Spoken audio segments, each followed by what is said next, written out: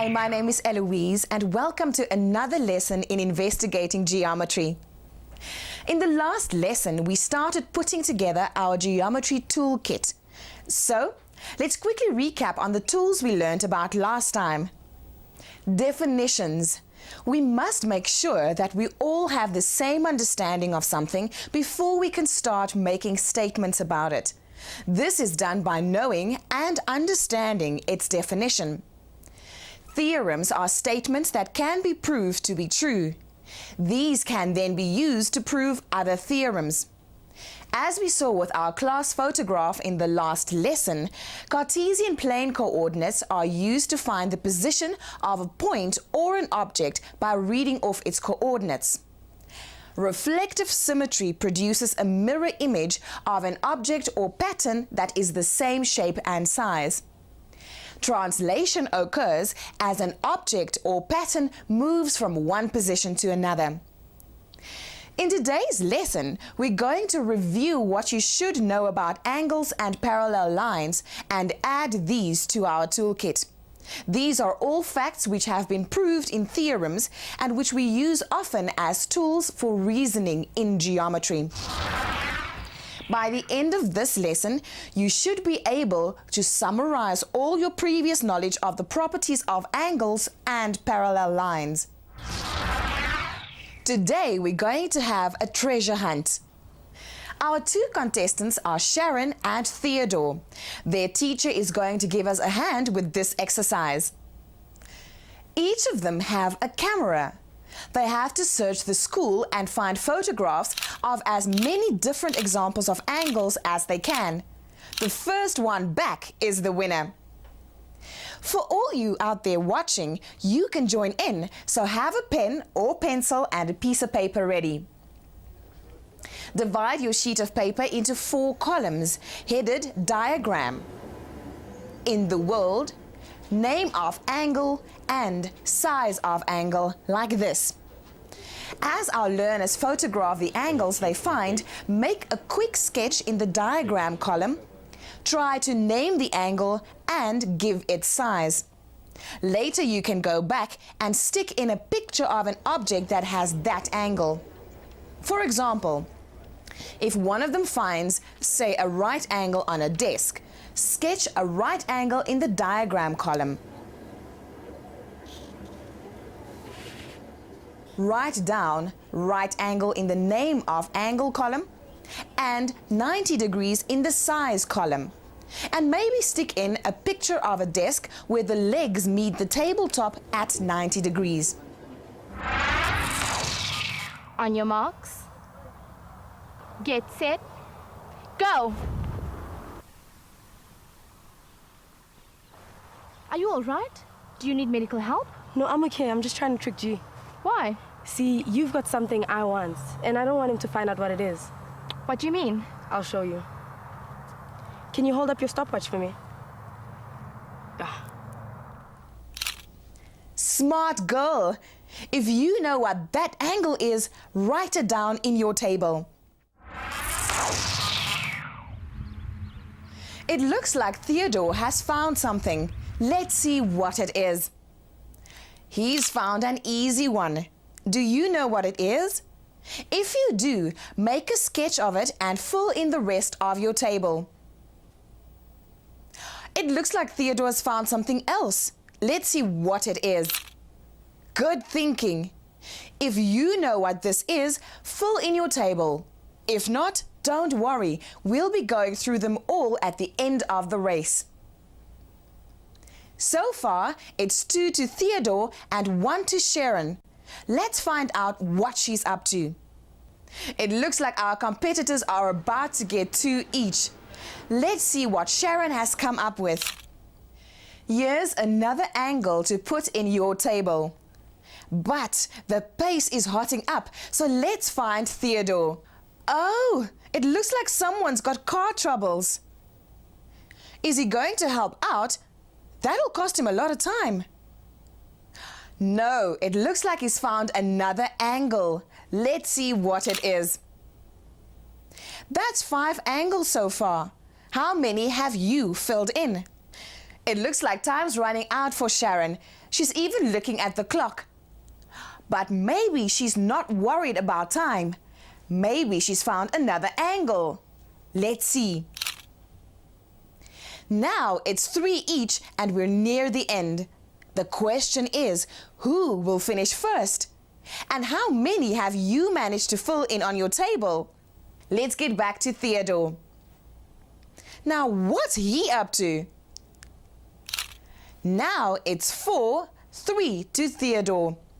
Unless Sharon can put in a last-minute spurt, it looks like he's going to win. She's found something, but she'd better be quick. Let's see what angles she's come up with. Very good.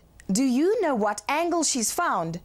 If so, write it down. But she'd better get a move on, because here comes Theodore towards the finish line and Sharon is nowhere in sight. It looks like nothing can stop him now. She's caught up.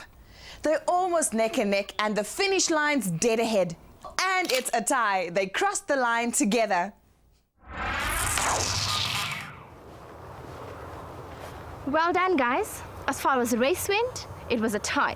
But how many angles did you manage to photograph? I got 4. Me too. Let's have a look at them. Those of you at home, check your results too. And if there are any you didn't get, it might be a good idea to write them in as we go through them. The first is not the easiest. The stopwatch represents a revolution. Remember, a revolution is an angle that goes through 360 degrees. This next one is easy. It's a right angle. And as we all know, a right angle is 90 degrees. The third angle is also straightforward. It's a straight line. And again, as we all know, the angle that creates a straight line is 180 degrees. Well spotted there, Sharon, an obtuse angle. Here the angle is greater than 90 degrees, but less than a straight line angle. So the angle is greater than 90 degrees, but less than 180 degrees. Theodore, you did brilliantly with this one.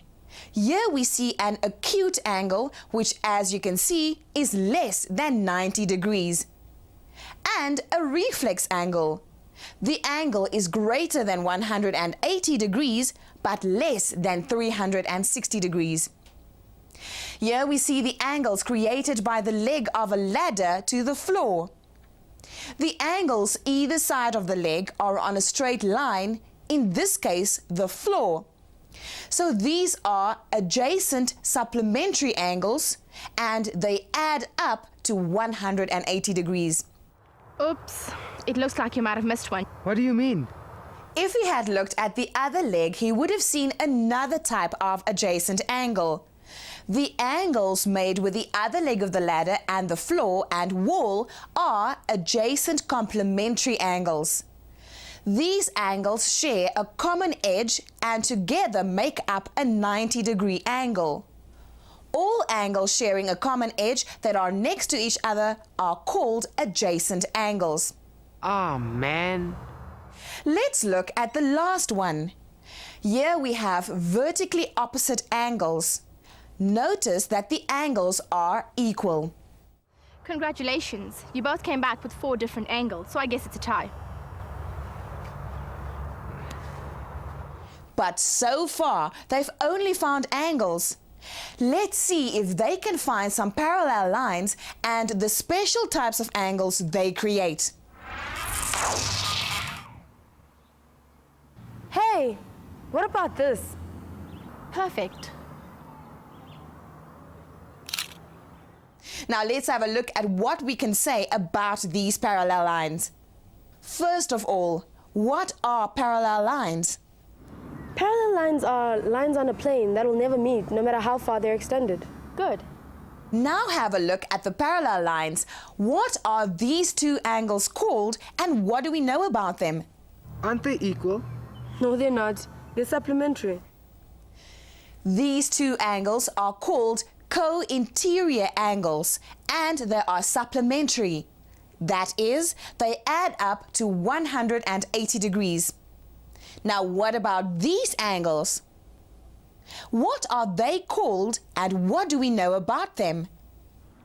Aren't these called alternate angles? Yes, they are alternate angles and they are equal. Remember, we can only say this because we know that lines are parallel. Right, now another one. Name these angles and tell me what you know about them. These are corresponding angles. They're equal. Clever girl. Because the lines are parallel, the corresponding angles are equal. Finally, there is one more thing we know about parallel lines. Do you remember what this line cutting across both parallel lines is called? No.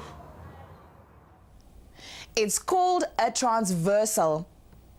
This transversal intersects the parallel lines at 90 degrees like this to make a perpendicular.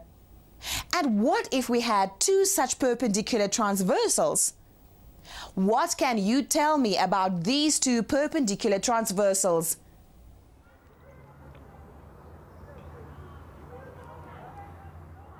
Okay, I'll tell you. The answer is they will be equal in length.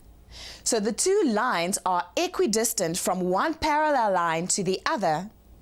It shows us that parallel lines always stay the same distance apart. In other words, they are equidistant. So any perpendicular drawn from one parallel line to the other will always be exactly the same length. As your task today, I'd like you to make sure that you have written down everything we've gone through in your geometry notebook. Cut out pictures from a magazine that show each of the types of angles and stick them into your book. Then, working in a group, design and prepare your own game. It could be a quiz, a board game, or a type of lotto. But make sure you cover everything you've learned about the properties of angles and parallel lines. Your teacher will select the best game and that group will host it for the rest of the class. Have fun and we'll see you next time.